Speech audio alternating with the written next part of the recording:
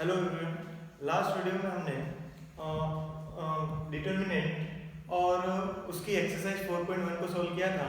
Determinant क्या होता है, डिटर्मिनेंट को किस तरीके से एक्सपांड किया जाता है, उसकी किस तरीके से वैल्यू निकाली जाती है और किस रो के किस कॉलम के अलोंग उसको एक्सपांड किया जाता है और कैसे किया जाता है उसको अपन ने देखा था कि जिसमें मैक्सिमम 0 होंगे उसके अलोंग हम इसको एक्सपांड करेंगे और उसकी एक्सरसाइज 4.1 हमने कंप्लीटली सॉल्व कर ली थी। ठीक है, तो आज हम उससे आगे बढ़ रहे हैं और नेक्स्ट पॉइंट हम देख रहे हैं प्रॉपर्टीज ऑफ डिटर्मिनेंट। उस डिटर्मिनेंट जो है उस पे क्या क्या प्रॉपर्टीज हम अप्लाई कर सकते हैं और उसके बारे में हम बात करने वाले हैं। ठीक है, तो देखते हैं। अब यहाँ पर बात आती है कि प्रॉपर्टीज क्या है, किस तरीके से काम में आने वाली है। तो ये जो प्रॉपर्टीज हैं, तो हमने एक तो तरीका हुआ कि डिटर्मिनेंट है उसकी वैल्यू फाइंड करनी है। ठीक है, तो वो तो देख लिया, लेकिन उसमें क्या होता है कि कभी कभी उसको एक्सपांड करना थोड़ा लेंदी हो जाता है और उसके कारण हम क्या करते हैं, उसकी कुछ प्रॉपर्टीज पहले से पढ़ लेते हैं जिससे क्या हो जाए उसको सॉल्व करना इजी, थोड़ा इजी हो जाए। ठीक है, तो बात करते हैं हम प्रॉपर्टीज ऑफ डिटर्मिनेंट। ठीक है, तो मैं इसमें चाहूंगा कि आप लोग जो बुक आपकी बुक है आरबीएससी की, उसके अनुसार जो उसकी प्रॉपर्टीज दे रखी है बहुत सारी, उसके अकॉर्डिंग ही मैं 1 बाय 1 आपको एक्सप्लेन करूंगा। अगर आपको बीच में से करूंगा तो हो सकता है आपको मिले नहीं, आपको ढूंढनी पड़ेगी। तो क्या करेंगे हम प्रॉपर्टी स्टार्ट करते हैं, 1 बाय 1 देखेंगे। ठीक है, तो देखते हैं। सबसे पहली जो प्रॉपर्टी है, ठीक है, सबसे पहली जो प्रॉपर्टी है वो ये कहती है कि अगर कोई डिटर्मिनेंट है, ठीक है, तो ये जो प्रॉपर्टीज है वो आपको बुक में नोटबुक में नोट कर लेनी है। ठीक है, सबसे पहली बात कि आपको उसको नोट कर लेना है और इसका जो स्टेटमेंट है वो आपको बुक से नोट करना है, जबकि मैं आपको क्या होती है प्रॉपर्टी और क्या क्या काम आ सकती है उसके बारे में अपन डिटेल में देखेंगे कि किस तरीके से। ठीक है, क्योंकि ये क्वेश्चन में यूज होगी, आपको स्टेटमेंट नहीं लिखना होता है। ठीक है, स्टार्ट करते हैं। तो सबसे पहली जो प्रॉपर्टी है ये यूं कहती है आपकी कि the value of determinant remain unchanged when row and column will interchange. ठीक है, तो हम देखते हैं क्या कहती है। देखो बहुत जनरल वे में हम देखते हैं, जैसे मैंने एक डिटर्मिनेंट लिखा, डिटर्मिनेंट डेल को अगर मैं लिख दूं a1 a2 a3 b1 b2 b3 c1 c2 c3, इस तरीके से मैंने एक डिटर्मिनेंट लिखा। अगर हम इसमें क्या करते हैं, रो और कॉलम को इंटरचेंज कर दे। सबसे पहली प्रॉपर्टी बहुत सिंपल प्रॉपर्टी है, ध्यान से देखना, रो एंड कॉलम को क्या कर लें, आपस में इंटरचेंज कर लें। ठीक है, रो इंटरचेंज कॉलम, तो आपका जो नया डिटर्मिनेंट बनेगा, नया जो डिटर्मिनेंट बनेगा उसको मैं क्या कह दूं, del1। तो आपका क्या आएगा, देखो ध्यान से, मैं कह दूं a1 b1 c1। ठीक है, रो को कॉलम बना दिया, b1 b1 हो गया। फिर हम लिखेंगे next a2 b2 c2, second row को सेकंड कॉलम में इंटरचेंज कर दिया और a3 b3 एंड c3। इस तरीके से हमने क्या कर दिया, इस तरीके से आपका डिटरमिनेंट चेंज कर दिया। तो फर्स्ट डिटरमिनेंट और ये जो सेकंड डिटरमिनेंट, ये फर्स्ट डिटरमिनेंट, ये सेकंड डिटरमिनेंट, इसमें क्या है आपका a1 a2 a3 और b1 b2 b3 c1 c2 c3, और यहाँ पर क्या है a1 b1 c1 a2 b2 c2 a3 b3 c3। अगर हम इस तरीके से इंटरचेंज कर दें तो फर्स्ट प्रॉपर्टी ये कहती है कि if the interchange row and column then determinant value can not be change. यानी कि जो ऊपर आपका डिटरमिनेंट था, ये जो डिटरमिनेंट है इसकी जो वैल्यू आएगी और ये जो डिटरमिनेंट है इसकी जो वैल्यू आएगी, दोनों इक्वल ही होंगी। दोनों क्या होंगी, इक्वल ही होंगी। ये आपकी फर्स्ट प्रॉपर्टी है। प्रूव करना चाहो तो इसको एक्सपांड करना पड़ेगा, इसको भी एक्सपांड करना पड़ेगा, फिर वैल्यू को चेक करेंगे तो आपका प्रूव हो जाएगा। लेकिन प्रूव कोई काम नहीं आने वाला, आपको प्रॉपर्टी ध्यान में होनी चाहिए। ठीक है, तो पहला क्या, रो को कॉलम और कॉलम को रो बना दें तो आपका क्या होगा, उस डिटरमिनेंट की वैल्यू पे कोई चेंज नहीं आता है। अब चाहो तो मैं ये 3x3 का था, मैं 2x2 का एक एग्जांपल लेके आपको बता देता हूं। मैंने कहा कि 1 2 3 4 इस तरीके से डिटरमिनेंट है।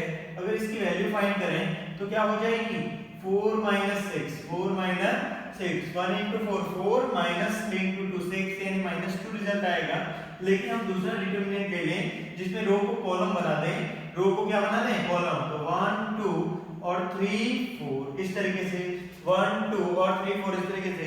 अब क्रॉस मल्टीप्लाई करके फिर से चेक करें तो देखो क्या आएगा, 4 माइनस 1 माइनस 2 ही आएगा।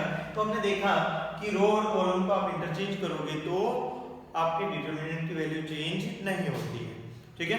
तो ये आपकी फर्स्ट प्रॉपर्टी थी सबसे पहले। अब हम बात करते हैं प्रॉपर्टी नंबर 2, ठीक है। प्रॉपर्टी नंबर 2 पे हम जाते हैं, ठीक है। इसी को थोड़ा और अपन देखते हैं। देखो प्रॉपर्टी नंबर 2 पर जाने से पहले एक काम करते हैं कि हमने देखा कि इसमें और इसमें हमने क्या कहा था कि जो मैट्रिक्स होता है स्क्वायर मैट्रिक्स, उसी का हम क्या निकालते हैं, डिटरमिनेंट। ये आपका 3 क्रॉस 3 का स्क्वायर मैट्रिक्स है, उसका हमने डिटरमिनेंट वैल्यू निकाली है। जबकि ये क्या है, रो और कॉलम को इंटरचेंज करने से आया है, मतलब ये उसका ट्रांसपोज मैट्रिक्स है। कौन सा मैट्रिक्स हो गया, ट्रांसपोज मैट्रिक्स है। तो इन दोनों की जो वैल्यूज हैं वो क्या आ रही है, सेम।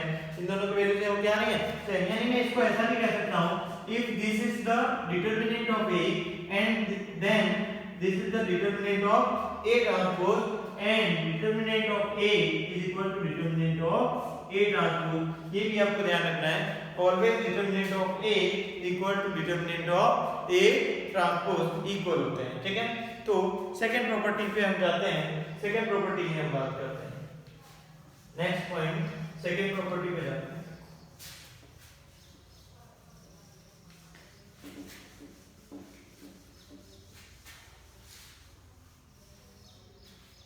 यस, तो सेकंड प्रॉपर्टी जो है वो आपकी बुक की देखें तो वो जो सेकंड प्रॉपर्टी है ये कहती है कि if we interchange any two rows, ठीक है, if we interchange any two rows और कॉलम, ठीक है। हम क्या करें कि अगर टू रोज और टू कॉलम्स को अगर इंटरचेंज कर दें, ठीक है, जैसे फिर से वैसा एक एग्जांपल बताते हैं, ठीक है।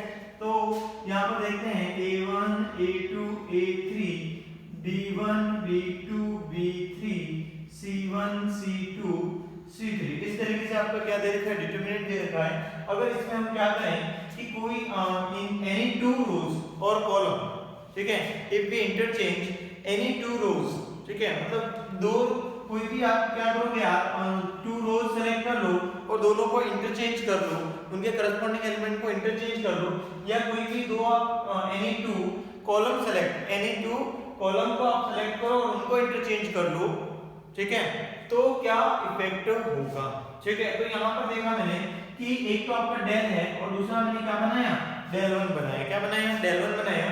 और वो कैसे बनाया देखो, तो यहाँ पर क्या कर रहा हूँ मैं, कॉलम को इंटरचेंज कर लेता हूँ। किसको इंटरचेंज करता हूँ, कॉलम को।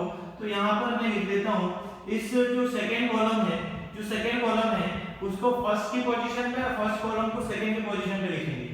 तो ये देखो इंटरचेंज कर दिया, B2 B3 और A1 A2 A3 और C1 C2 C3, इस तरीके से हमने इंटरचेंज किया।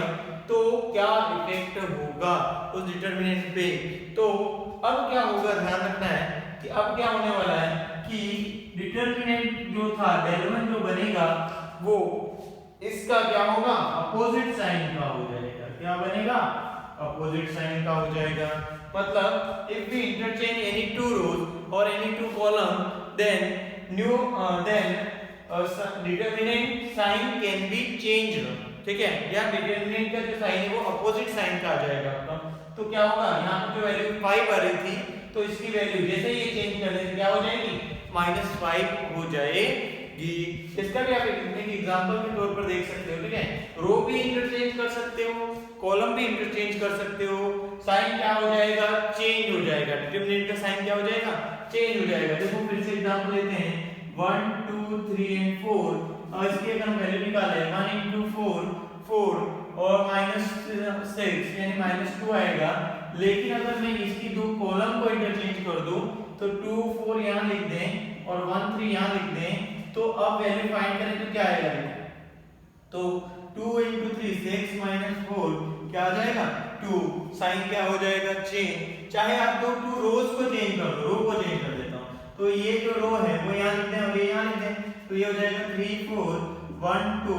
अभी भी रिजल्ट क्या आ रहा है, देखो ये आ गया कितना, 4 3 into 2 6 - 4 2, ठीक है। तो साइन क्या हो जाएगा, चेंज हो जाएगा। तो हमने क्या देखा कि अगर किसी डिटरमिनेंट की टू रोज को इंटरचेंज करें या टू कॉलम को इंटरचेंज करें, डिटरमिनेंट का साइन चेंज हो जाता है, डिटरमिनेंट का साइन क्या हो जाता है, चेंज हो जाता है, ठीक है, determinant sign can be change. अब हम आते हैं नेक्स्ट प्रॉपर्टी पर।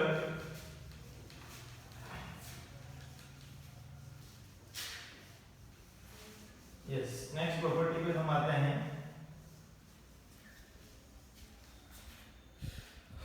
हाँ, तो नेक्स्ट प्रॉपर्टी नंबर 3 जो है उसको देखते हैं। प्रॉपर्टी नंबर 3 क्या कहती है, बहुत सिंपल प्रॉपर्टी है। इफ, ठीक है, प्रॉपर्टी नंबर 3 जो है वो आपकी क्या कहती है, मैं लिख देता हूँ यहाँ पर। If any two rows and two columns are identical then value of determinant will be 0, ठीक है। बहुत सिंपल प्रॉपर्टी कि अगर कोई डिटरमिनेंट है, कोई भी डिटरमिनेंट है, और अगर कोई भी डिटरमिनेंट है, उस डिटरमिनेंट की कोई भी दो rows, any two rows are equal, ठीक है ना, any two rows are equal, ठीक है। ये जो प्रॉपर्टीज है आपको क्वेश्चन में बहुत बेनिफिट देंगी, ठीक है, और इन प्रॉपर्टीज के बिना आपके क्वेश्चन इजीली सॉल्व भी नहीं हो पाएंगे।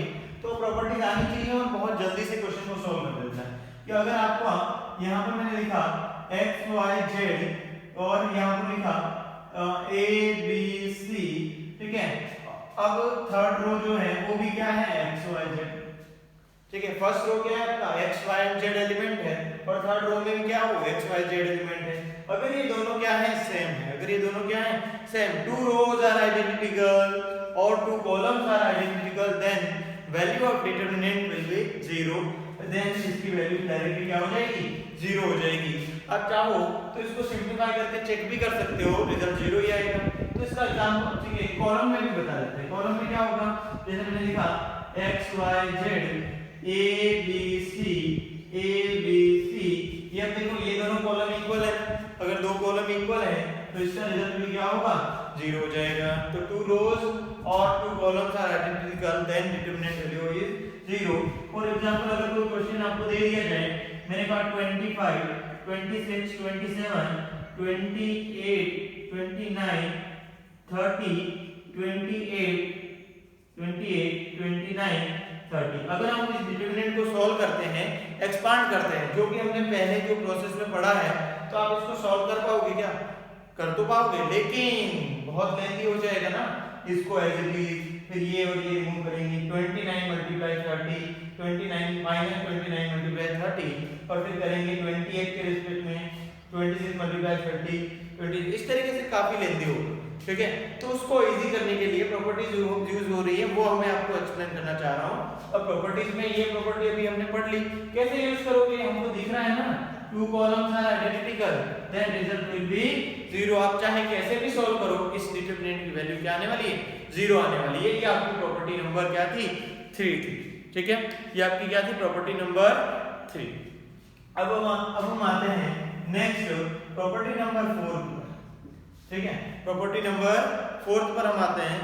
ये क्या कहती है, ये कहती है कि अगर आपका डेल जो है वो कुछ इस तरीके से a1 a2 a3 b1 b2 b3 c1 c2 c3, और अब मैंने आपको क्या कहा कि डिटरमिनेंट के अंदर आप किसी कांस्टेंट का मल्टीप्लाई करो, ठीक है। एक बात तो ये कि डिटरमिनेंट के अंदर किसी कांस्टेंट का मल्टीप्लाई करो, तो अब यहाँ पर जो है दिमाग लगाना और बहुत ध्यान से देखना, बहुत ही अच्छी प्रॉपर्टी है। मैट्रिक्स में अलग बात है, डिटरमिनेंट की प्रॉपर्टीज अलग होती हैं, इसलिए देखो b2 b3 c1 c2 c3, ठीक है। तो जब हम मैट्रिक्स में मल्टीप्लाई की बात कर रहे थे तो हम कहते थे, क्या कहते थे कि ये k का अगर मुझे इसके अंदर मल्टीप्लाई करना है तो मैं इसके अंदर जितने भी एलिमेंट भी सबसे मल्टीप्लाई करेंगे, a1 से b1 c1 a2 b2 c2 a3 b3 c3 सबसे मल्टीप्लाई होगा। लेकिन डिटरमिनेंट ये कहता है कि अगर आपको किसी स्केलर क्वांटिटी का इसके अंदर मल्टीप्लाई करना है तो आप किसी पर्टिकुलर रो या पर्टिकुलर कॉलम में ही कर पाओगे। इसमें करना है पर्टिकुलर रो या पर्टिकुलर कॉलम में करना है, ठीक है। तो या तो आप क्या करोगे, जैसे मैं कहूंगी मुझे इसको रो फर्स्ट से मल्टीप्लाई कर दो, तो इसको ऐसा लिख देंगे k1 k b1 और k c1, फिर हो जाएगा a2 b2 c2 a3 b3 c3, ठीक है। तो ये वैल्यू इस वैल्यू के इक्वल ही है, ठीक है। तो और तो इसका मतलब हमको एक बात समझ में आई, या तो हम पर्टिकुलर रो में मल्टीप्लाई करेंगे या पर्टिकुलर कॉलम में, ठीक है, जिसकी हमको जरूरत होगी इसके रेस्पेक्ट में हम करेंगे, ठीक है। अब देखो क्या, तो ये तो इक्वल हो गए, तो अगर हम कॉलम में मल्टीप्लाई करें तो भी कोई दिक्कत नहीं, ये वैल्यू ऐसे इस तरीके से हो जाएगी ka1 ka2 ka3 और b1 b2 b3 c1 c2 c3 इस तरीके से आपका बन जाएगा, और ये वैल्यूज क्या होंगी, इक्वल भी होंगी। तो यहाँ पर आपका रिवर्स में भी पता चलना चाहिए कि अगर हम किसी स्केलर क्वांटिटी का मल्टीप्लाई कर रहे हैं तो किसी पर्टिकुलर रो या पर्टिकुलर कॉलम से करेंगे, लेकिन ठीक है, बट लेकिन जो है अगर हमको कॉमन लेना है तो भी क्या करना पड़ेगा, आप किसी रो से अगर थ्री रो के एलिमेंट में से कोई कॉमन आ रहा है तो आप उसमें से कॉमन ले सकते हो, या कॉलम में से कॉमन लेना है तो उसमें से आप कॉलम किसी एक कॉलम में से कॉमन ले सकते हो, ठीक है। जबकि मैट्रिक्स में ऐसा नहीं होता था, मल्टीप्लाई करना है सब में मल्टीप्लाई होगा, और कॉमन लेना है तो पूरे में से कॉमन होना चाहिए तब वो कॉमन आता था, ठीक है। तो यहाँ पर ऐसा नहीं होगा। तो इसी के बेस पे हम कुछ बातें लिखने वाले हैं, ध्यान से देखना कि अगर आपका कोई मैट्रिक्स है, ए मैट्रिक्स, कौन सा मैट्रिक्स है, ए मैट्रिक्स है जो कि 3x3 ऑर्डर का है, ठीक है, और दूसरा क्या है, बी मैट्रिक्स है, और ये दोनों इक्वल हैं, ए किसके इक्वल है, के बी के, किसके इक्वल है, के बी के, ठीक है। तो के बी के इक्वल है, तो हम बात करेंगे कि अगर मैं इसके डिटरमिनेंट की वैल्यू की बात करूं तो ए का जो डिटरमिनेंट है, ए का जो डिटरमिनेंट है, और इधर क्या होगा, के बी का डिटरमिनेंट होगा, ठीक है, इधर किसका हो जाएगा, के बी का डिटरमिनेंट होगा, तो ए का जो डिटरमिनेंट है वो किसके इक्वल होगा, के बी के डिटरमिनेंट के इक्वल। गलत बात है, ठीक है, यहां पर ये गलत हो जाएगा। क्यों गलत हो जाएगा, थोड़ा सा माइंड लगाओ कि के बी का मीनिंग ये है कि जो बी है वो भी 3x3 ऑर्डर का, और बी के जितने भी एलिमेंट है सब में किसका मल्टीप्लाई होगा, के का। बी के अंदर जो भी एलिमेंट थे, बी के अंदर जो भी एलिमेंट थे, जैसे x y z, और फिर है p q r a b c, ये आपका एक मैट्रिक्स है, कौन सा मैट्रिक्स है, बी मैट्रिक्स, और इस बी मैट्रिक्स के अंदर जिसका k का मल्टीप्लाई करेंगे तो कौन आएगा, a, तो k का मल्टीप्लाई करेंगे k एंड k, तो हमने देखा कि ये आपका a मैट्रिक्स बना। तो इसका अगर डिटरमिनेंट करेंगे तो इसका डिटरमिनेंट हो जाएगा, ये तो डिटरमिनेंट कर देते हैं, तो इसका जो डिटरमिनेंट होगा वही a का डिटरमिनेंट होगा, लेकिन इसका जो रिजल्ट आएगा उसमें अगर आप ध्यान से देखो k, तो हमने कहा है कि किसी पर्टिकुलर रो में से कॉमन आएगा या फिर कॉलम में से। तो अगर मैं इस रो में से देखूं तो k कॉमन आ गया, सेकेंड रो में से भी k कॉमन आ गया, थर्ड रो से भी k कॉमन आ गया, ओवरऑल कितना कॉमन आया, तो k क्यूब कॉमन आ गया, कितना कॉमन आ गया, k क्यूब जो था वो कॉमन आया। तो ये वैल्यू जो है डिटरमिनेंट ऑफ a की, वो डिटरमिनेंट ऑफ b के इक्वल नहीं होती, किसके इक्वल हो जाएगी, k क्यूब, किसके इक्वल हो जाएगी, determinant of a equal to k cube determinant of b। तो इसी पूरे कांसेप्ट को हम ओवरऑल यहाँ पर तो क्या b का ऑर्डर क्या लिया था हमने, b का जो ऑर्डर था वो मैंने कहा था 3x3 ऑर्डर है, तो ऑर्डर के अकॉर्डिंग एक ऑर्डर क्या हो, n, ऑर्डर क्या है, मैट्रिक्स किसके ऑर्डर का है, n ऑर्डर का है, तो आपका यही कांसेप्ट कैसा बन जाएगा, यहाँ पर देखो कि अगर आपका ये KB है तो n ऑर्डर का अगर आपका क्या है, मैट्रिक्स है दोनों, तो यहाँ पर डिटरमिनेंट ऑफ a की value k to the power n, क्योंकि 3 ऑर्डर था तो 3k बाहर आ गया, 2 ऑर्डर होगा तो 2 रोज होंगी, 2k बाहर आएंगे यानी k स्क्वायर। तो अगर n ऑर्डर है तो आपका k to the power n determinant of b के इक्वल वैल्यू हो जाएगी, ठीक है। तो ये बात आपको समझ में आनी चाहिए कि इस तरीके से हम काम कर सकते हैं, ठीक है। तो करते हैं स्टार्ट। देखो नेक्स्ट यह थी आइडेंटिटी नंबर आपका 4, आइडेंटिटी नंबर 4 जो थी वो आपकी ये हो गई, ठीक है। तो समझ में आ गई होगी। तो जब भी किसी स्केलर का मल्टीप्लाई करना है, किसी रो से करोगे या किसी कॉलम से करोगे, कॉलम से या फिर रो से, इस तरीके से होगा। मैट्रिक्स में सबसे होता था, कॉमन भी सबसे आता था, ठीक है। तो आगे बढ़ते हैं नेक्स्ट आइडेंटिटी पर, आइडेंटिटी नंबर 5। तो नोट कर सकते हो आप लोग, pose the video, note it down.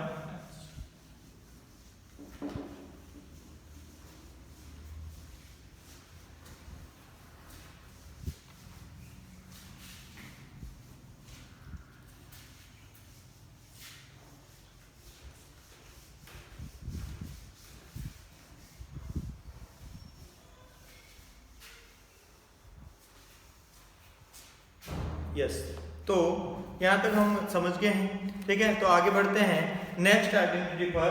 Identity number कौन सा है? 5, ठीक है। बुक में भी आप ढूंढोगे तो वही मिलेगी, मैं इसलिए बुक के अनुसार आपके बुक के रेस्पेक्ट में काम कर रहा हूँ, ठीक है। फिर देखें आइडेंटिटी नंबर 5 क्या कहती है। आइडेंटिटी नंबर 5 ये कहती है कि अगर आपका कोई डिटरमिनेंट है वो कुछ इस तरीके से है जिसके अंदर, ठीक है, जिसके अंदर ध्यान से देखना, मैंने कहा ये तो है b1 b2 b3 c1 c2 c3 और जिसके अंदर क्या होता है, ध्यान से कि रो या कॉलम, ठीक है, जो भी कोई रो या कॉलम जिसमें भी मोर देन 2 टर्म्स, 2 और मोर देन 2 टर्म्स है। जैसे मैंने इस कॉलम में, इस फर्स्ट कॉलम के अंदर क्या एलिमेंट लिए? मोर देन 2, क्या लिया? 2 लिए। जैसे मैंने कहा a1 प्लस d1, यहाँ पर एलिमेंट कैसे हैं? a1 प्लस d1, ठीक है, मोर देन 2 टर्म्स वाले, ठीक है, 2 टर्म्स वाले हैं तो 2 टर्म्स दे दिया a2 प्लस d2, यहाँ पर भी 2 टर्म्स हैं a3 प्लस d3। इस तरीके से आपके पास कितने टर्म्स हैं? 2 टर्म्स हैं, 3 भी हो सकते हैं, ठीक है। तो ये मैंने एक रो कॉलम में लिया, फर्स्ट कॉलम में, उसकी जगह पर वो कहीं पर भी हो सकता है, फर्स्ट रो थर्ड रो, तो उसमें क्या होनी चाहिए? 2 टर्म होनी चाहिए या उससे ज्यादा, ठीक है। तो अगर इस तरीके से 2 टर्म है तो उसको 2 डिटरमिनेंट में ब्रेक भी कर सकते हैं। कैसे कर सकते हैं? 2 टर्म्स हैं, अगर किसी पर्टिकुलर कॉलम में 2 टर्म्स हैं तो उसको आप 2 डिटरमिनेंट में भी ब्रेक कर सकते हो, ठीक है। अगर एक कॉलम में 2 टर्म्स है, कैसे करेंगे ब्रेक? तो देखते हैं आप, ध्यान से देखना। तो जहां पर 2 टर्म्स है उन 2 टर्म्स को आप सिंगल टर्म में ब्रेक करो। 2 डिटरमिनेंट में ब्रेक हो गया, उनको आप सिंगल में ब्रेक कर सकते हो। मतलब यहाँ 2 टर्म थी ना, तो 1 जो पहली कौन सी आपकी a1 a2 a3, तो वो फर्स्ट वाली टर्म यहाँ लिख दो, और जो सेकेंड टर्म है वो कौन सी? d1 d2 d3, तो वो दूसरे डिटरमिनेंट में लिख दो d1 d2 d3, और बचा हुआ पार्ट है जो लिख दो b1 b2 b3 c1 c2 c3, और फिर आगे बढ़ते हैं। यहाँ पर b1 b2 b3 c1 c2 c3, इस तरीके से आपका काम हो जाएगा, इस तरीके से आपका काम हो जाएगा। क्या कि हम इस तरीके से ब्रेक कर सकते हैं। अब आप कोई कहेगा सर इसका क्या यूज हो सकता है, ठीक है, कि इस तरीके से प्लस में अगर 3 होते हैं यहाँ पर a1 plus b1 plus e1, तो हम इसको 3 डिटरमिनेंट में ब्रेक कर लेते हैं, ठीक है। तो इस तरीके से तो 1 बाय 1 ब्रेक करना है। ऐसा नहीं है कि यहाँ पर एक और एग्जांपल बता देता हूँ कि जैसे मैंने लिखा a1 plus d1 a2 plus d2 a3 plus d3 b1 plus e1 b2 plus e2 c2 plus b3 plus e3, और फिर है आपका c1 c2 c3, ठीक है। अब कोई कहेगा कि सर इसको कितने डिटरमिनेंट में ब्रेक करेंगे? तो मैंने कहा है कि अगर पर्टिकुलर रो में, किसी रो या कॉलम में 2 टर्म्स हैं तो उनको 2 पार्ट में डिवाइड होगा, वो 2 पार्ट में आपका डिवाइड होगा।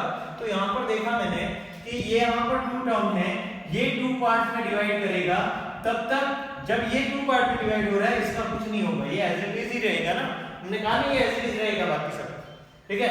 तो ये कैसे डिवाइड होगा मैं यहाँ पर लिख देता हूँ, देखो इसको कैसे लिखेंगे, तो 2 डिटरमिनेंट में इसको ब्रेक करेंगे, 2 डिटरमिनेंट में ब्रेक करेंगे तो क्या बनेगा? देखो a1 a2 a3 और d1 d2 d3, और बाकी सारा पार्ट एज इट इज, इसको ब्रेक किया ना, बाकी एज इट इज रहेगा, एक्स्ट्रा जो टर्म है वो एज इट इज रहेंगी, a2 e2 b3 plus e3 c1 c2 c3, और यहाँ पर देखा b1 plus e1 b2 plus e2 b3 plus e3 c1 c2 c3, ठीक है। और उसका जो ब्रेक होगा, ये जो फिर से टू टर्म आ रही है उनको ब्रेक करना वो अलग बात है, तो ये फिर टू डिटरमिनेंट और इसको भी फिर से आप टू डिटरमिनेंट में ब्रेक कर सकते हो। देखो कर लेता हूं मैं, अभी कर लेता हूं। तो ये हो जाएगा a1 a2 a3, फिर सेकंड में क्या आएगा b1 b2 b3 c1 c2 c3, ये तो ये ब्रेक हुआ। अब इवन लेंगे तो a1 a2 a3 b1 और e1 e2 e3 और फिर है c1 c2 c3, ठीक है, ये दोनों हो गए। अब उसी तरीके से इसको भी आप टू पार्ट में ब्रेक कर सकते हो, ठीक है। तो अब बात ये आती है कि सर हमने प्रॉपर्टी सीख ली कि हमने टू पार्ट, यहाँ पे टू होंगे तो टू पार्ट में डिवाइड होगा, थ्री टर्म्स होंगी थ्री पार्ट में डिवाइड होगा, लेकिन इस तरीके से होंगे तो पहले एक को सोल्व करोगे, एक को टू पार्ट में, और फिर दूसरे को भी आप टू पार्ट में सॉल्व कर लोगे, ठीक है। तो अब ये बात है कि सर यूज कहाँ होगा, कोई एग्जांपल बता दो। तो एग्जांपल बता देता हूँ मैं, जिससे आपको थोड़ा तसल्ली हो जाए कि हाँ सर आपको समझ में आ गया। चलो ठीक है, मैं आपको एक एग्जांपल बताता हूँ, तो देखना एक बार।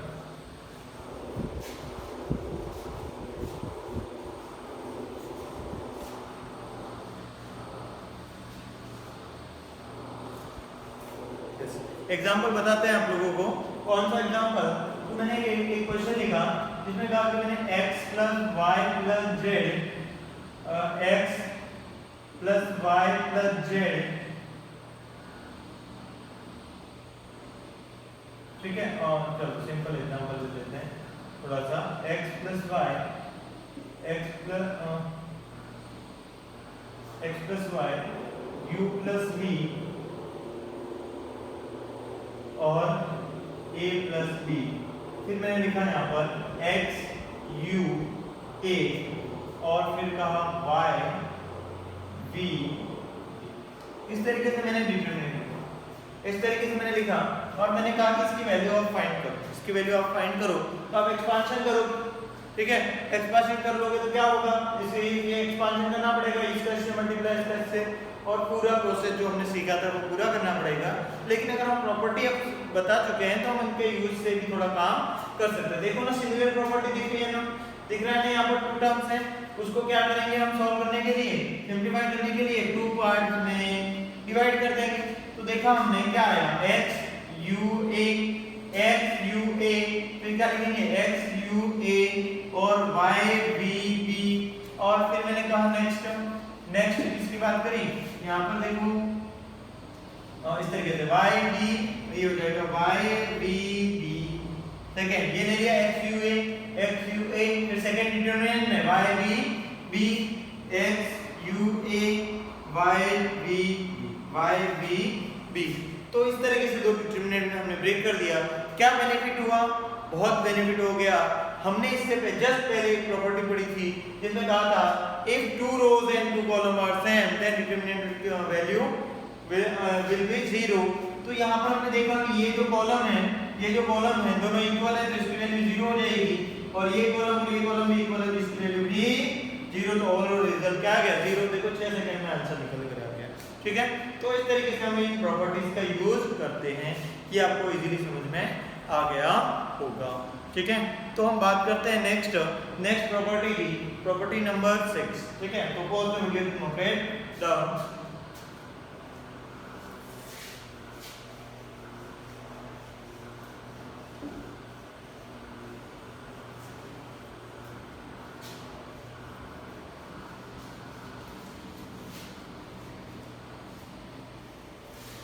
यस, तो नेक्स्ट प्रॉपर्टी जो है नंबर 6, प्रॉपर्टी नंबर 6 जो है वो क्या है, ठीक है। तो उसको समझते हैं। तो ये प्रॉपर्टी ये क्यों कहती है, इसका प्रूफ भी देखेंगे, इसका प्रूफ भी हम देखने वाले हैं, इसलिए देखना है। ये प्रॉपर्टी ये कहती है कि अगर आपका कोई डिटरमिनेंट है, ठीक है, स्टेटमेंट आपको नोट कर लेना, ठीक है, बुक में पढ़े हुए हैं 0, ठीक है, सारा। तो हमको समझना बहुत जरूरी है। a1 a2 a3 b1 b2 b3 c1 c2 c3, ठीक है। अब ये यूं कहता है कि अगर हम इस डिटरमिनेंट की जो वैल्यू है, अगर हम डिटरमिनेंट की वैल्यू को कुछ इस तरीके से चेंजेस कर सकते हैं। क्या कर सकते हैं कि अगर मैं यहाँ पर इस कॉलम में पर्टिकुलर कॉलम में, किसी कॉलम में, ठीक है, किसी कॉलम में किसी का मल्टीप्लाई करके यहाँ ऐड करूं, ठीक है, इस यहाँ पर क्या करूं, ऐड करूं। जैसे मैंने क्या किया, इसमें k का मल्टीप्लाई कर लेता हूं, क्या कर लेता हूं, k का मल्टीप्लाई del 1 कर लेता हूं, अभी del 1 कर लेता हूं। तो यहाँ पर इस कॉलम में k का मल्टीप्लाई किया और उसको इस कॉलम से ऐड किया, तो यहाँ पर आ जाएगा a1 plus c1,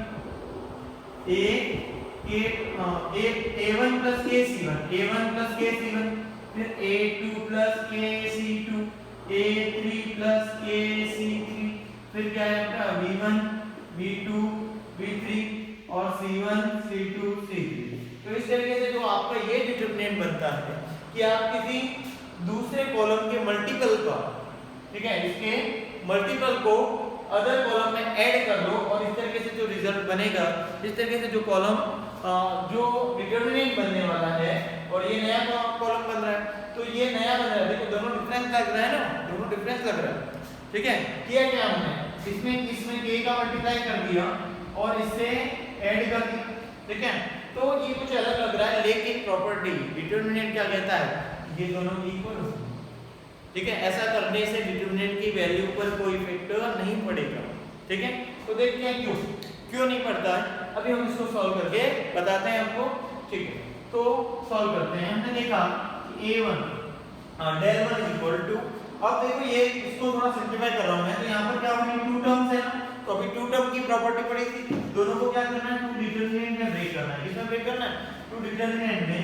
तो ब्रेक करने से तो यहाँ आएगा a1 a2 a3, क्या लिखेंगे, a1 a2 a3, फिर लिखेंगे b1 b2 b3 और c1 c2 c3 plus second में क्या लिखेंगे, k c1 k c2 k c3, फिर b1 b2 b3, ठीक है। और फिर क्या लिखेंगे, तो हम लिखेंगे c1 c2 c3। अभी काम खत्म नहीं हुआ, हमने देखा कि ये तो आपका del 1, ये तो del 1 और ये जो वैल्यू है इक्वल टू में वो किया हमने del, ठीक है।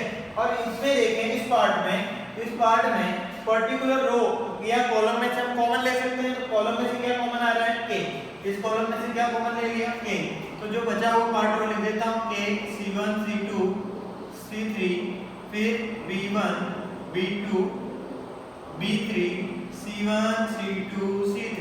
तो अब देखो ध्यान से कि ये तो हो गया del 1 is equal to del plus k और c1 c2 c3 column same हो गया, तो इसकी वैल्यू क्या हो गई, 0। तो जो del 1 की वैल्यू है वो किसके इक्वल आ गई, del के। तो हमने क्या सीखा, हमने ये सीखा कि किसी कॉलम में के मल्टीपल को किसी अदर कॉलम में ऐड करें या किसी रो के मल्टीपल, रो में किसी स्केलर के मल्टीप्लाई को किसी अदर रो से ऐड करें, तो आपका डिटरमिनेंट की वैल्यू जो है वो चेंज नहीं होती है, ठीक है, चेंज नहीं होगी, ठीक है। ये हमने प्रॉपर्टी नंबर कौन सी पढ़ ली, 6 जो थी वो हमने कंप्लीट कर ली है, ठीक है। तो हम आगे बढ़ते हैं नेक्स्ट प्रॉपर्टी पर, प्रॉपर्टी नंबर 7। तो pause the video to note it down. Next property पर हम जाते हैं।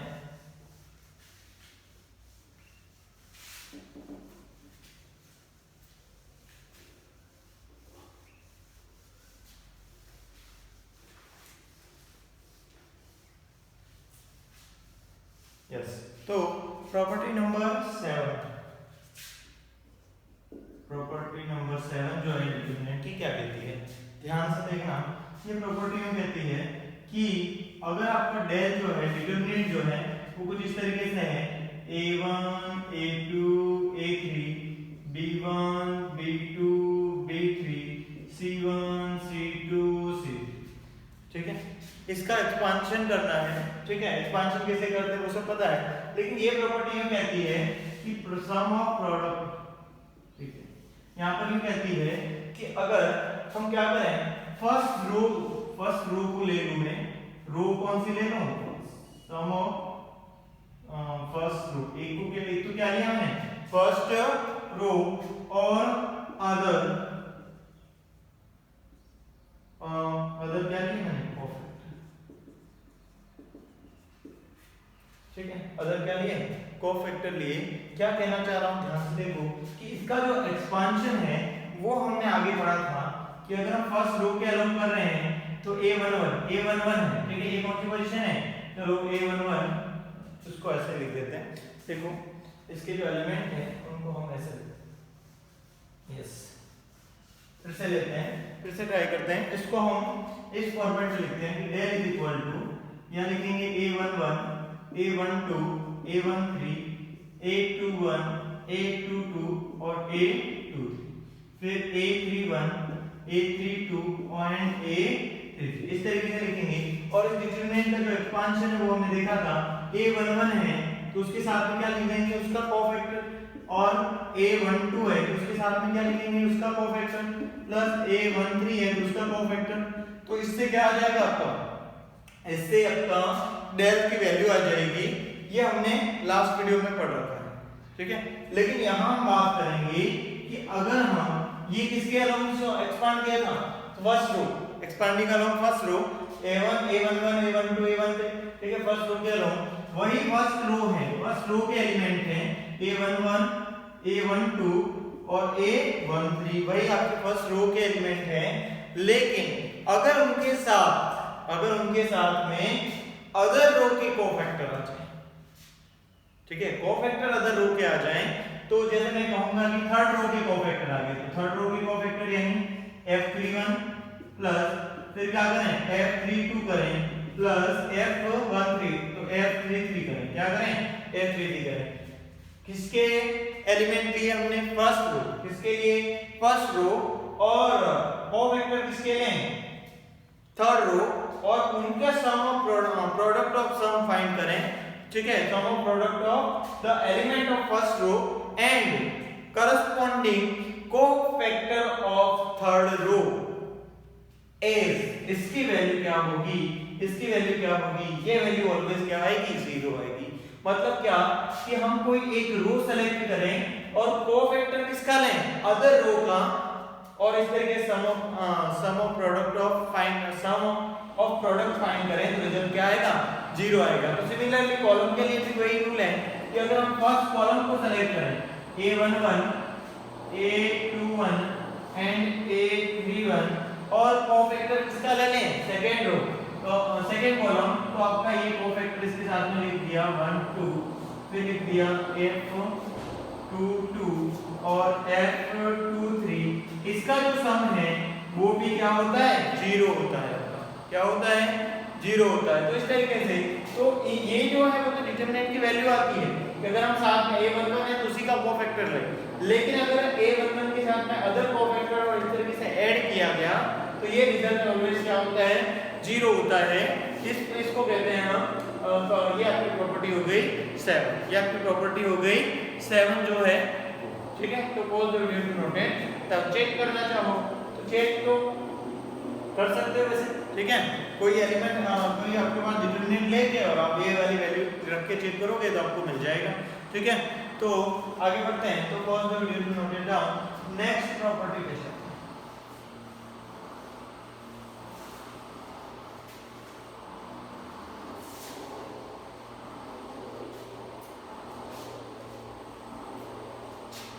यस, तो नेक्स्ट प्रॉपर्टी पे चलते हैं। बहुत सिंपल प्रॉपर्टी, कौन सी, 8, प्रॉपर्टी नंबर 8 पे हम जाने वाले हैं, ठीक है। तो प्रॉपर्टी नंबर 8 क्या कहती है, प्रॉपर्टी नंबर 8 जो है वो ये कहती है, if each element of any row or column will be 0 then determinant value या फिर value of determinant will be 0। यानी क्या, अगर मैं लिख दूं यहाँ x y z है, यहाँ पर a b c है और थर्ड रो के जो एलिमेंट है वो सारे क्या हैं, 0। अगर किसी रो या कॉलम के सारे element, each element of any row or column is 0 then value of determinant will 0, ठीक है। तो इसकी वैल्यू क्या आएगी, 0, चाहे वो रो में हो चाहे वो कॉलम में। ये भी इजीली आपको पता चलना चाहिए कहाँ सॉल्व काम में आने वाला है, 1 2 3 4 5 से 0 0 0, तो आपको सॉल्व करने की जरूरत है क्या, नहीं, बिल्कुल इसकी वैल्यू क्या हो जाएगी, डायरेक्टली 0 आप कर सकते हो, ठीक है। तो ये हमने प्रॉपर्टी नंबर कौन सी देखी, प्रॉपर्टी नंबर 8 देख ली, ठीक है। तो आगे बढ़ते हैं, नेक्स्ट प्रॉपर्टी पे चलते हैं, प्रॉपर्टी नंबर 9। प्रॉपर्टी नंबर 9 पे हम चलते हैं। ठीक है, क्या कहती है 9 प्रॉपर्टी? ये कहती है कि अब इफ अपर और लोअर एलिमेंट विल बी 0। ठीक है, अपर और लोअर, या तो अपर एलिमेंट 0 हो किसी मैट्रिक्स के, या फिर लोअर एलिमेंट क्या हो 0। याद आ रहा होगा अपर और लोअर वर्ड, ये मतलब अपर ट्रायंगुलर मैट्रिक्स और लोअर ट्रायंगुलर मैट्रिक्स की बात हो रही है। तो if any square matrix having upper element will be 0, upper और lower element will be 0, then value of determinant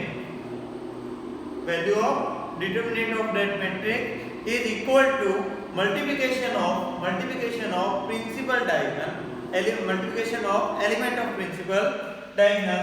for example हम 2 क्रॉस 2 ऑर्डर का अगर हम ले लें, एक फर्स्ट अगर पॉइंट देखें 2 क्रॉस 2 ऑर्डर का हमने मैट्रिक्स, ठीक है, कौन सा लिया 2 क्रॉस 2 ऑर्डर में हमने पहला पॉइंट लिया कि 2 क्रॉस 2 ऑर्डर का है, और यहाँ पर लिखा हुआ है ए बी और यहाँ सी, और अपर एलिमेंट क्या है 0, अपर वाली वैल्यू क्या है 0 है। तो इसका जो रिजल्ट है, इस डिटरमिनेंट का जो सॉल्यूशन है, ठीक है, और ये देखो ये आपका डायगोनल हो गया ना, प्रिंसिपल डायगोनल जो हमने पढ़ा था। तो प्रिंसिपल डायगोनल के अपर वाली वैल्यू 0 है, तो डिटरमिनेंट की वैल्यू जो है वो प्रिंसिपल डायगोनल का के जो एलिमेंट है उनका मल्टीप्लाई होगा, तो a into b ही इसका आंसर हो जाएगा। कोई कहेगी चेक कर लो, तो चेक कर लो ना, a कैसे होता है a into b minus c into 0, तो क्या रिजल्ट आएगा a b आएगा।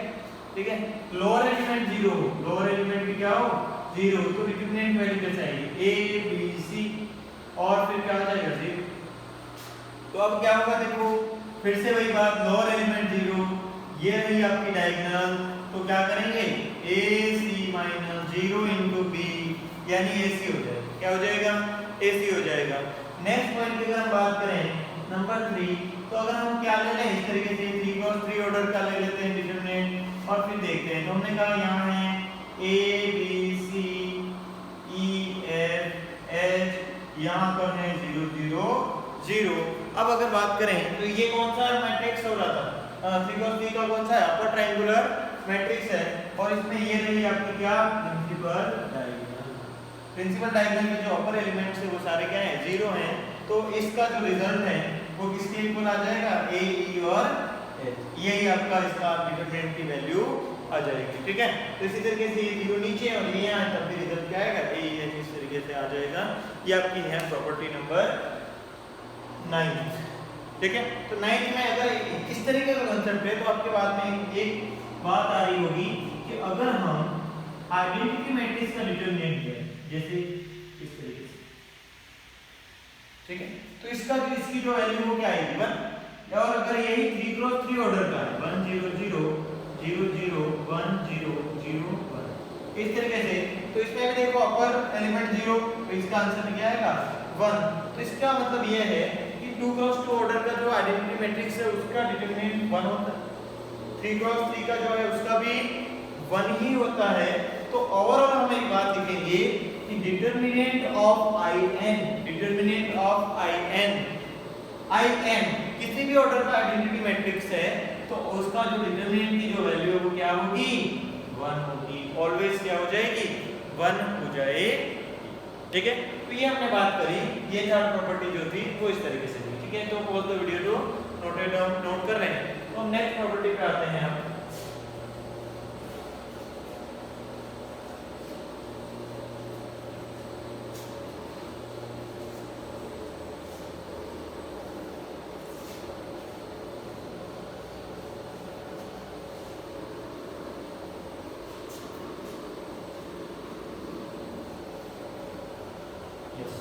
ठीक है, तो हम नेक्स्ट प्रॉपर्टी पे आते हैं। कौन सी प्रॉपर्टी नेक्स्ट, तो देखते हैं यहाँ पर देखो 10।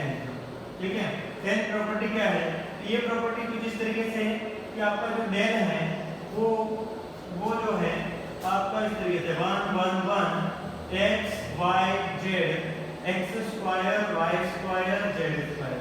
अगर कभी इस तरीके का डिटरमिनेंट आपको दिख जाए, कभी इस तरीके का डिटरमिनेंट हमें मिल जाए या दिख जाए, तो इस डिटरमिनेंट के लिए, इस डिटरमिनेंट की जो वैल्यू होती है वो देखो क्या होना चाहिए 1 1 1 x y z।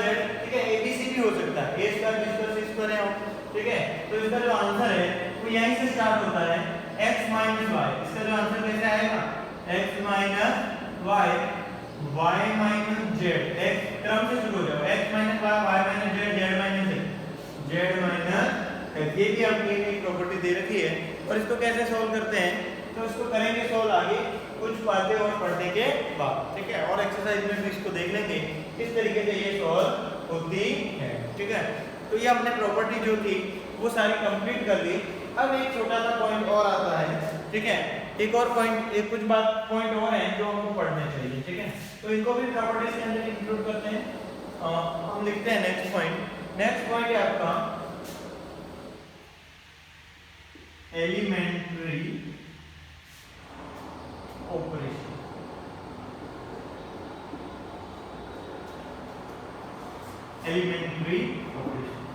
Elementary operation क्या होते हैं, ठीक है, एलिमेंट्री जो ऑपरेशन है वो क्या होते हैं उसके बारे में देखते हैं। तो आपका जो भी डिटरमिनेंट है, ठीक है, जो भी 2x2 या फिर 3x3 जिसका भी डिटरमिनेंट है, उनकी रो और कॉलम, जो रो हैं उनके बीच, कॉलम के बीच, ठीक है, जो ऑपरेशन करवाए जाते हैं, ठीक है, टू रोज के बीच, जैसे मैंने कहा कि आपके पास में टू रोज हैं R1 और R2, ठीक है, डिटरमिनेंट होंगे तो रोज होंगे, ठीक है, तो वो जो रोज हैं उनके बीच में जो ऑपरेशन करवाए जाए, जैसे मैंने कहा इन दोनों को ऐड करो, इन दोनों को सब्ट्रैक्ट करो, इन दोनों को इसमें k टाइम्स करके ऐड करो, ठीक है, जो कहा था ना वो सारी चीजें।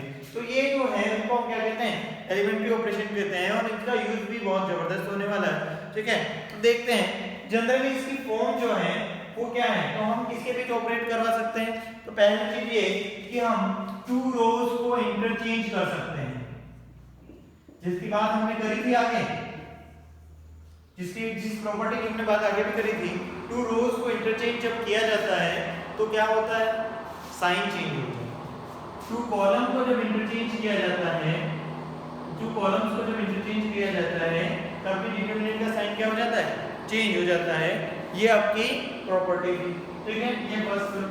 नंबर 2 पॉइंट जो है वो हम सीखते हैं कि सबसे पहले आपको ये डिसाइड करना है कि जो भी आपको डिटरमिनेंट दे रखा है, जो भी आपको डिटरमिनेंट दे रखा है, जिसमें ये जो पार्ट है ये आपकी कितनी है, 2 3 रोज हैं। रोज को हम किससे लिखेंगे, रोज को हम लिखेंगे R1 R2 R3, इस तरीके से कितनी रोज हो सकती हैं, n, ठीक है, और C1 C2 C3, इस तरीके से कितने कॉलम हो सकते हैं, Cn, n कॉलम हो सकते हैं। अब इसमें पर्टिकुलर रो की बात करता हूँ, Ri और Ci, ठीक है, Ri और Ci ये ओवरऑल जितनी भी रो हैं सबको रिप्रेजेंट करेंगे। अब सबसे पहले जो ये ऑपरेशन किया जाता है उसमें आपको ये डिसाइड करना है कि आपको इनमें से कौन सी रो में चेंज करना है, ठीक है। अभी एग्जांपल बताऊंगा, क्लियर हो जाएगा कि आपको उनमें से कौन सी रो में चेंज करना है। उस रो को डिसाइड किया जाता है चेंज किसमें करना है, चेंज किसमें करना है उसको आपको डिसाइड करना है। तो मैं लिख देता हूं फॉर एग्जांपल Ri क्यों लिख रहा हूं, क्योंकि आपको R1 में भी चेंज करना पड़ सकता है, R2 R3 R किसी में भी चेंज की जरूरत हो सकती है। तो मैं लिख रहा हूं इसमें चेंज करना है हमको Ri में, इसमें चेंज करना है Ri में, और Ri में चेंज करना है। और सामने इस तरीके से एरो लगा के हम क्या लिखेंगे कि वो चेंज कैसे करोगे, कैसे करोगे, तो टू रोज के बीच में ऑपरेशन करवा के कर सकते हो। Ri में चेंज किस तरीके से कर सकते हो, टू रोज के बीच में ऑपरेशन करवा के। Ci के बीच में चेंज किस तरीके से कर सकते हो, टू कॉलम्स के बीच में ऑपरेट करवा के। तो हम कहेंगे कि Ri में चेंज हम कर रहे हैं, तो एक बात ध्यान रखनी है कि अगर आप Ri में चेंज कर रहे हो तो यहाँ पर जो फर्स्ट होगा वो Ri ही लिखना है, उसका कोई मल्टीपल नहीं लिख पाओगे, इसके साथ किसी का मल्टीपल नहीं लिखना है, ठीक है। अगर आप मल्टीपल लिखते हो तो आपको कुछ और बातों को आपको ध्यान रखना है जो हम क्वेश्चन में सीखेंगे। लेकिन अभी के लिए क्या करना है, यहाँ Ri है तो यहाँ Ri, पर Ri में चेंज क्या कि हम अदर रो के साथ ऑपरेट करवाएंगे। अदर रो के साथ क्या कर सकते हैं हम, अदर रो कौन सी, J कह देता हूँ। J मतलब इनमें से कोई भी हो सकती है, 2 के साथ 3 के साथ कैसे भी ऑपरेट करवाओ। लेकिन इसमें आप चाहो तो किसी का भी मल्टीपल, इसमें किसी कोई भी मल्टीपल यूज कर सकते ठीक है। तो इस तरीके से आप के की वैल्यू कुछ भी ले सकते हो रियल नंबर और दूसरी रो के साथ ऑपरेट करवा सकते हो। उसी तरीके से सिमिलरली हम सी में भी कर सकते हैं कि हम जिस कॉलम में चेंज करना चाहते हैं उसको क्या कहेंगे सी आई, और दूसरा उसको लिखेंगे कैसे कि सी आई में चेंज कर रहे हैं तो यहाँ क्या लिखेंगे सी आई प्लस क्या करेंगे के सी जी। ठीक है, तो इस तरीके से ऑपरेट करवाने का जो सिस्टम है वो चलता है आपका। ठीक है, तो बात करता हूँ मैं यहाँ पर एक डिटरमिनेंट ले लेता हूँ। डिटरमिनेंट ले लिया कुछ 1 -1 2 3 3 4 और यहाँ लिख देते हैं 2 -2 एंड 3 5 इस तरीके से। ठीक है, इस तरीके से मैंने ले लिया और मैंने आपको इसके यूजेस पूछे हैं कि आप किस तरीके से इस डिटरमिनेंट को सॉल्व कर सकते हो। तो मैं आपको बोल रहा हूँ ऑपरेशन की बात हो रही है कि अगर आपके डिटरमिनेंट में 0 है तो बहुत अच्छी बात है ना, उसके अलावा हम एक्सपांड कर देंगे। लेकिन अगर 0 नहीं है, एक भी एलिमेंट 0 नहीं है तो एक्सपांशन थोड़ा सा तो लेंदी होगा ना। तो उसको इजी वे में, अभी तो थोड़े डिजिट छोटे लिखे हैं, फिर हम बड़े लिखेंगे, अच्छे क्वेश्चन भी करेंगे तो तब प्रॉब्लम आएगी। तो अभी तब हम क्या करेंगे, इस तरीके से आपके ऑपरेशन के थ्रू, एलिमेंट्री ऑपरेशन के थ्रू इस क्वेश्चन को इजी बना सकते हैं और अदर प्रॉपर्टीज को इसके अंदर इंक्लूड कर पाएंगे। देखो क्या करेंगे, तो यहाँ पर आपको दिख रहा है हम चाहेंगे कि 0 बने, हम कोशिश क्या करते हैं क्वेश्चन में 0 बन जाए। ठीक है, तो एलिमेंट्री ऑपरेशन हम आर पे लगाना चाहेंगे कि सी पे, वो भी आप पर डिपेंड है, आपको माइंड लगाना है। हम क्या करें कि ज्यादा से ज्यादा 0 बने किसी पर्टिकुलर रो में या कॉलम में। तो आपने माइंड लगाया कि सर अगर ये इन दोनों को ऐड कर दें तो हमको दिख रहा है कि -1 + 1 0 हो जाएगा, ये 7 होगा और -2 + 2 0 हो जाएगा। 2 0 हो गए ना, 2 0 हो गए, बात ही खत्म।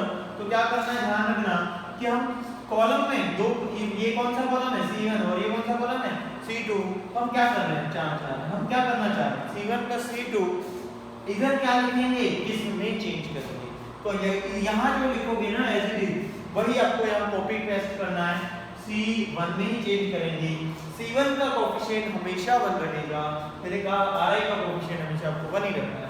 तो इस तरीके से तो आपका नया डिटरमिनेंट है वो किस तरीके से बना, तो ये बना आपका 1 किसमें चेंज कर रहे हैं C1, तो C1 की वैल्यूज चेंज हो जाएगी। क्या चेंज होगी, तो दोनों को ऐड करके लिखेंगे 1 - 1 0 3 + 4 7 और 2 - 2 0, और जो बचे हुए पार्ट है वो तो चेंज नहीं होंगे, -1 4 -2 2 3 5 इस तरीके से। तो इससे क्या बेनिफिट हुआ, अब बहुत इजी से सॉल्व हुआ ना, एक्सपांडिंग अलोंग फर्स्ट कॉलम। तो फर्स्ट 0 ये 0 हो गया, तो आपके पास बचेगा क्या, ये वाली पोजीशन और ये कौन सी पोजीशन है A1, ये 2 1 वाली है, यहाँ नेगेटिव साइन आएगा 7। ठीक है, और ये दोनों खत्म कर दो तो आपके पास बचेगा ये, तो यहाँ लिख देते हैं -5 + 4, तो आपके पास आ जाएगा -7 × -1 7 इसका आंसर आ जाएगा। ठीक है, तो इस तरीके से हम इन ऑपरेशन का यूज करके किसी भी तरीके से क्वेश्चन को सॉल्व कर सकते हैं। इसी को एक और एलिमेंट्री ऑपरेशन के थ्रू मैं बताता हूँ। ठीक है, इसी को थोड़ा चेंज करके बता देते हैं, जैसे थोड़ी क्लियर किया है कि मैं अगर इसी क्वेश्चन को ऐसा बताता हूँ।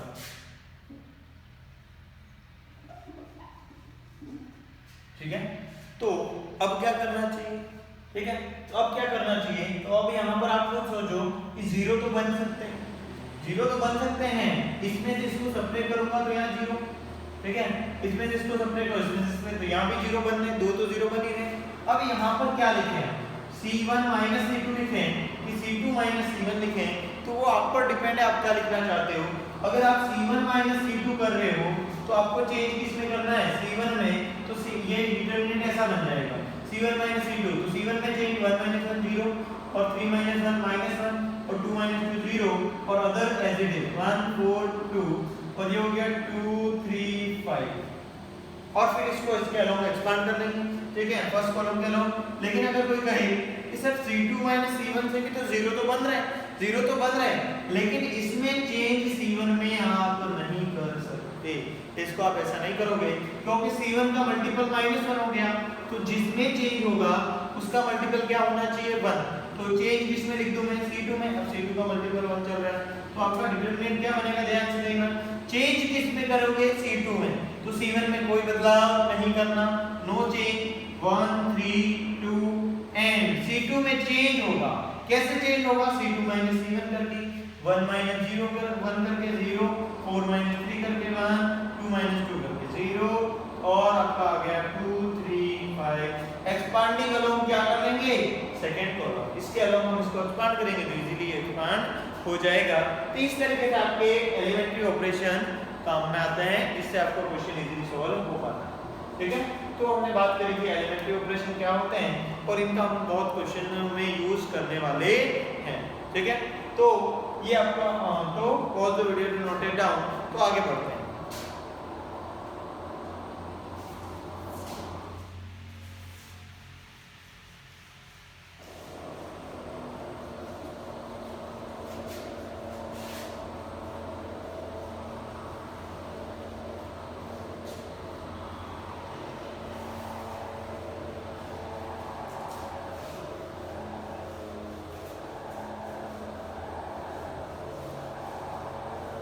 यस, तो नेक्स्ट पॉइंट है product of determinant. Next point आपका आता है प्रोडक्ट ऑफ डिटरमिनेंट। ठीक है, प्रोडक्ट ऑफ टू डिटरमिनेंट। तो हम देखते हैं वन बाय वन। यहाँ पर एक बात सीखते हैं कि देखो क्या मैंने कहा, A1 A2 B1 B2, इसका मल्टीप्लाई करना है, अल्फा 1 बीटा 1 अल्फा 2 बीटा 2। तो हम मैट्रिक्स की तरफ भी इसका मल्टीप्लाई कर सकते हैं। क्या करते थे, रो मल्टीप्लाई कॉलम, याद आ रहा है ना, रो मल्टीप्लाई कॉलम, रो मल्टीप्लाई कॉलम कर लेते हैं। तो ये बन जाएगा नया A1 alpha 1 B1 alpha 2 plus B1 alpha 2। ठीक है, और दूसरा देखते हैं A1 beta 1 plus B1 beta 2। फिर देखेंगे A2 alpha 1 plus A2 alpha 1 plus B2 alpha 2 B2 alpha 2। याद आ रहा है, सेकेंड रो फर्स्ट कॉलम। ठीक है, बता रहे थे मैट्रिक्स में। फिर आते हैं हम A2 beta 1 plus B2 beta 2, इस तरीके से। लेकिन हमको पता है कि जब डिटरमिनेंट को देखा जाता है तो डिटरमिनेंट ये जो मैट्रिक्स होता है वो उसके डिटरमिनेंट की वैल्यू और उसके ट्रांसपोज की डिटरमिनेंट की वैल्यू जो है वो दोनों इक्वल होती हैं। तो यहाँ हमने क्या किया, रो मल्टीप्लाई कॉलम। क्या किया, रो मल्टीप्लाई कॉलम, तो इसका रिजल्ट आएगा। लेकिन इसी चीज को यहाँ पर फिर से करते हैं, यहाँ पर फिर से करते हैं, और अब क्या करेंगे, रो मल्टीप्लाई रो, रो मल्टीप्लाई रो से भी यही रिजल्ट आता है। डिटरमिनेंट में ऐसा कर सकते हैं, डिटरमिनेंट में रो मल्टीप्लाई रो किया जा सकता है, जबकि मैट्रिक्स में ऐसा नहीं होता। ठीक है, तो रो मल्टीप्लाई रो यानी फर्स्ट रो का किससे मल्टीप्लाई करें, फर्स्ट रो से। तो ये हो जाएगा A1 alpha 1 plus B1 beta 1। फिर क्या करेंगे, फर्स्ट रो का सेकेंड रो से, तो A1 alpha 2 plus A1 alpha 2 plus B1 beta 2। फिर नेक्स्ट देखते हैं सेकेंड रो फर्स्ट, इधर से सेकेंड रो और इधर से फर्स्ट रो। तो ये हो जाएगा A2 alpha 1 plus B2 beta 1।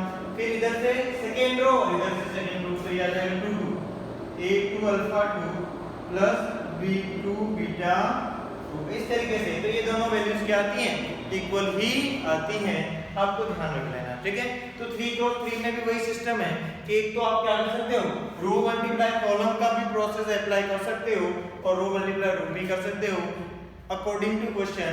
Depend करता है आपका क्वेश्चन कैसा है और आप कौन सा प्रोसेस यूज करने वाले हो। ठीक है, तो ये हमने देखा प्रोडक्ट ऑफ टू डिटरमिनेंट। लेकिन एक और इम्पोर्टेंट बात जो है वो हम देखेंगे कि product of two determinant is always possible. ठीक है, product of two determinant if their order is different then also their product will be exist. ठीक है, मतलब मैं ये कह रहा हूँ कुल मिला के कि टू डिफरेंट ऑर्डर के अगर डिटरमिनेंट हैं, दो डिफरेंट ऑर्डर के हैं, एक 2 क्रॉस 2 का है, दूसरा 3 क्रॉस 3 का है, फिर भी उनका क्या कर सकते हैं हम प्रोडक्ट कर सकते हैं, उन दोनों का मल्टीप्लाई कर सकते हैं। देखो कैसे करेंगे, ठीक है इधर लिखते हैं।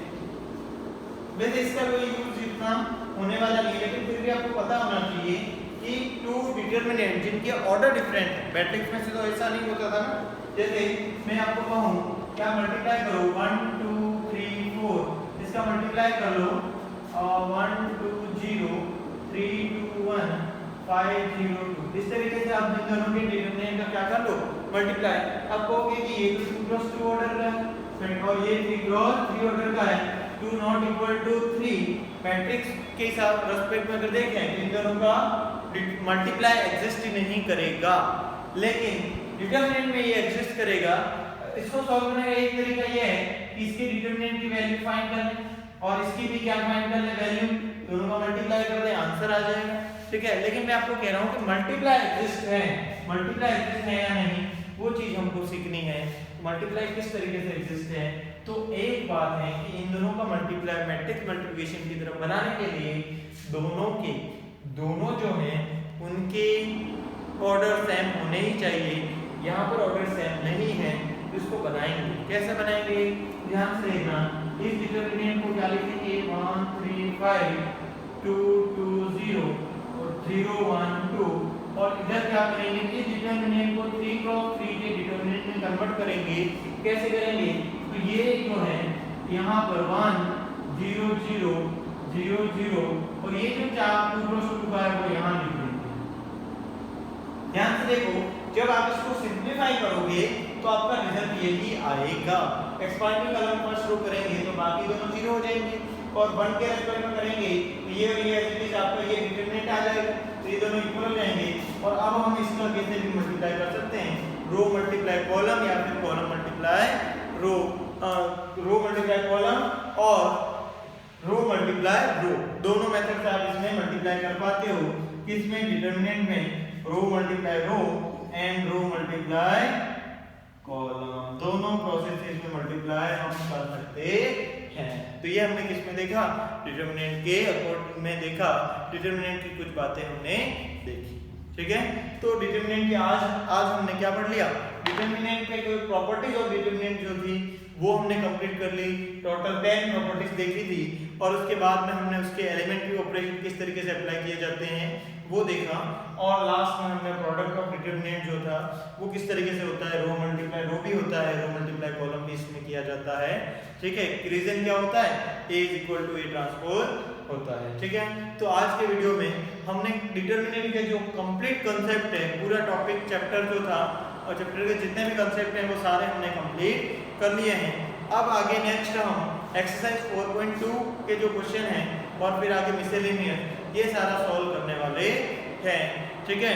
तो आप लोगों को ये कंप्लीट कर लेना है, रेगुलर करना है, और मैट्रिक्स का मैं फिर से कह रहा हूँ एक बार और आपसे मैं कह रहा हूँ कि आप लोग एक बार मैट्रिक्स का चैप्टर जल्दी से कंप्लीट करें और जो जितने भी डाउट्स हैं वो आप मुझ पर सेंड करें, जिससे मैं उसको आप लोग उसके डाउट को क्लियर करवा सकूं, ठीक है।